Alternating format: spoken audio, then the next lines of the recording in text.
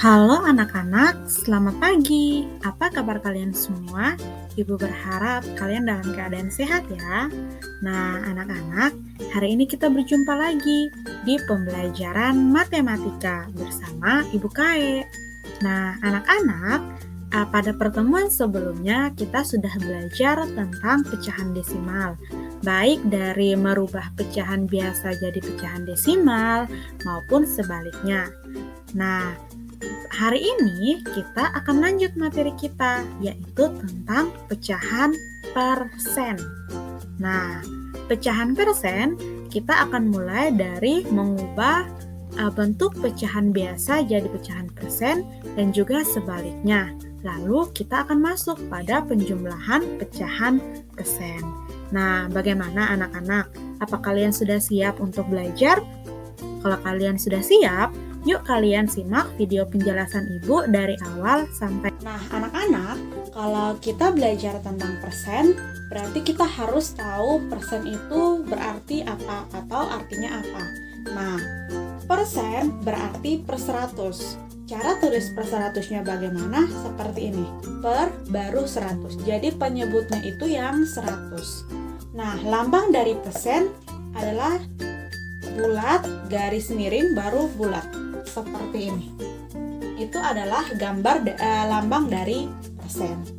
Nah, pertama kita akan belajar bagaimana cara rubah pecahan biasa jadi pecahan persen. Begitu juga sebaliknya, yaitu pecahan persen jadi pecahan biasa. Yang pertama itu kita akan belajar mengubah pecahan biasa menjadi pecahan persen. Nah, kita langsung saja ya di contoh soalnya. Nah, di sini ada pecahan 1/4. Pecahan 1/4 ini adalah pecahan biasa dengan pembilangnya 1 dan penyebutnya 4. Nah, supaya kita rubah dia ke pecahan persen, berarti kita harus rubah penyebutnya yaitu 4. 4 kita rubah dia jadi 100 supaya per 100. Nah, bagaimana cara rubah penyebut 4 jadi 100? Kita kalikan pembilang sama penyebutnya, kita kalikan dengan angka yang sama. Nah, 4 kita kali dengan angka berapa yang hasilnya nanti 100.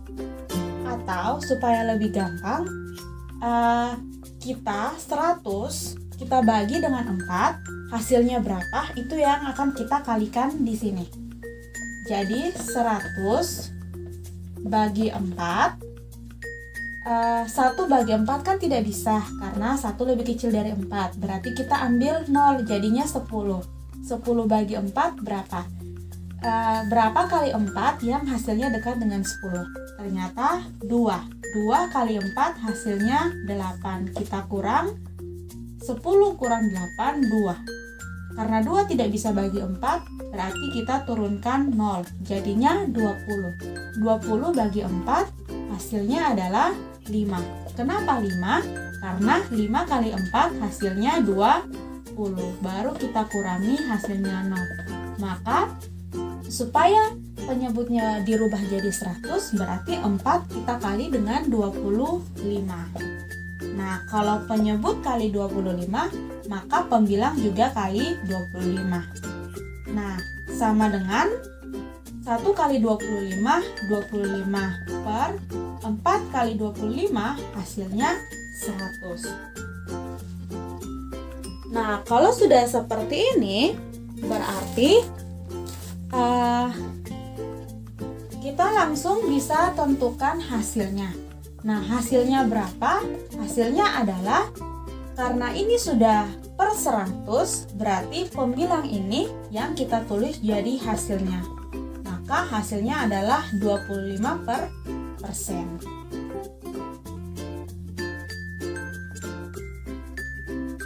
Nah, contoh yang kedua itu ada pecahan 1/2. Nah, pecahan 1/2 ini adalah pecahan biasa yang akan kita rubah jadi pecahan persen. Cara rubahnya seperti contoh soal yang pertama. Penyebutnya kita rubah dia dari 2 menjadi 100. Nah, berarti kita harus kalikan penyebut dengan angka berapa yang hasilnya nanti jadi 100. Nah, supaya kalian tidak pikir jauh-jauh, kalian tinggal 100 dibagi dengan 2. Nah, 1 bagi 2 tidak bisa, berarti kita ambil 0, jadinya 10. 10 bagi 2 berapa? 5. Kenapa 5? Karena 5 kali 2 hasilnya 10. Dikurangi 10 kurang 10, 0. Nah, sisa yang 0 ini kita tulis di atas.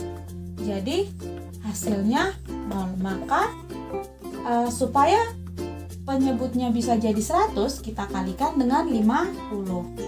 Nah, kalau penyebut kali 50 berarti pembilang juga harus kali 50. Nah, 1 kali 50 hasilnya 50 per 2 kali 50 hasilnya 100.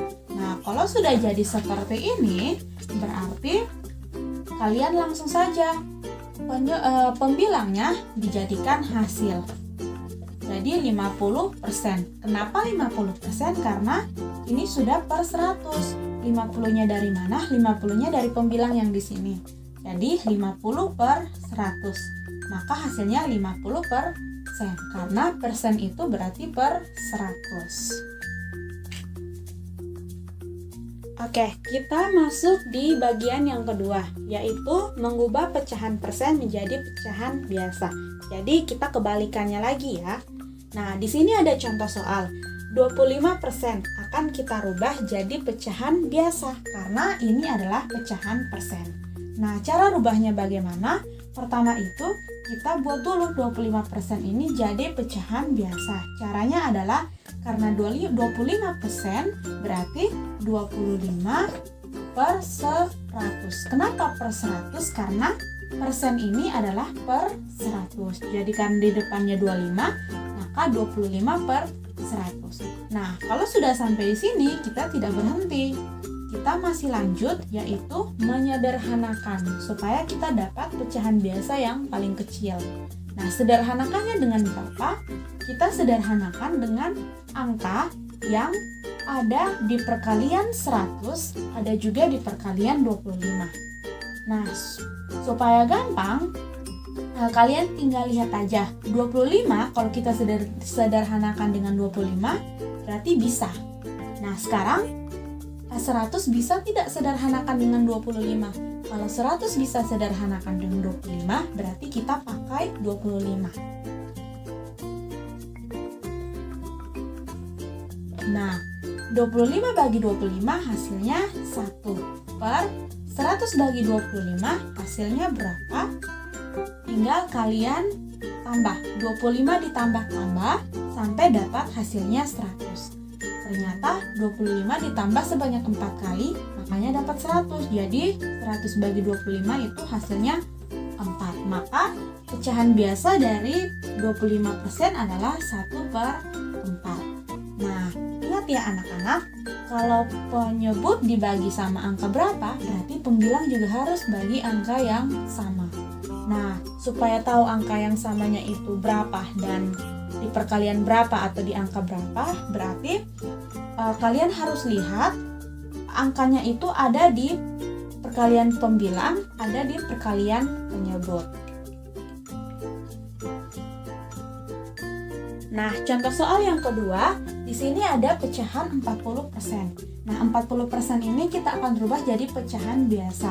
Nah, kalau sudah 40% berarti 40 per 100. Kenapa per 100? Karena ini 40%. Persen artinya per 100.